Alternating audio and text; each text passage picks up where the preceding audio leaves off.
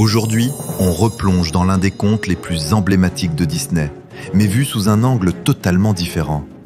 Bienvenue dans l'univers magique de Maleficent, réalisé par Robert Stromberg et porté par l'incroyable Angelina Jolie. Il était une fois une fée au cœur pur. Dans un royaume enchanté appelé la Lande, vit Maléfique, une puissante fée ailée au cœur pur et à l'âme lumineuse. Elle protège la nature et toutes les créatures magiques qui y vivent. Un jour, elle rencontre Stéphane, un jeune garçon humain ambitieux. Une belle amitié naît entre eux, et avec le temps, leurs sentiments grandissent. Mais les années passent, et l'ambition de Stéphane finit par étouffer l'amour qu'il portait autrefois à Maléfique.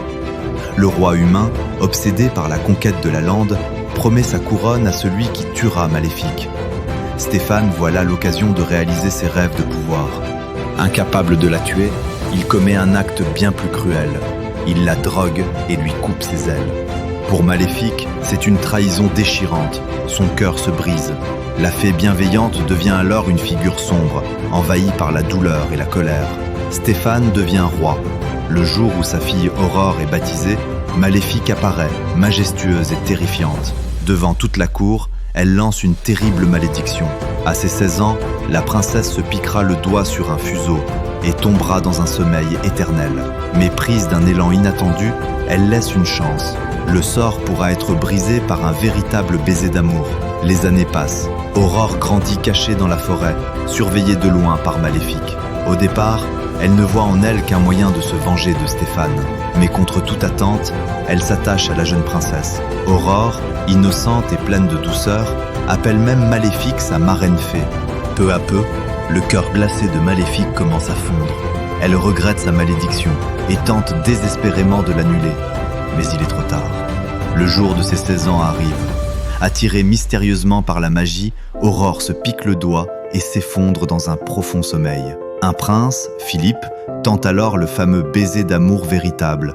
Mais rien ne se passe. Et c'est là que le film bouleverse tout ce que l'on croyait savoir. Rempli de remords et d'amour sincère, Maléfique embrasse tendrement le front d'Aurore. Et la princesse se réveille. Car le véritable amour n'était pas romantique. Il était maternel. C'était l'amour pur et désintéressé de Maléfique. Fou de peur et de paranoïa, le roi Stéphane affronte Maléfique dans un combat spectaculaire. Aidée par son fidèle corbeau Diaval et retrouvant enfin ses ailes, elle triomphe. Stéphane chute du haut de son château, victime de sa propre ambition. Maléfique ne devient pas une tyran.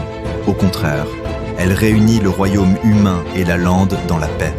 Aurore est couronnée reine et les deux mondes coexistent enfin en harmonie. Pourquoi ce film est si spécial ? La Belle au bois dormant racontait l'histoire du point de vue de la princesse.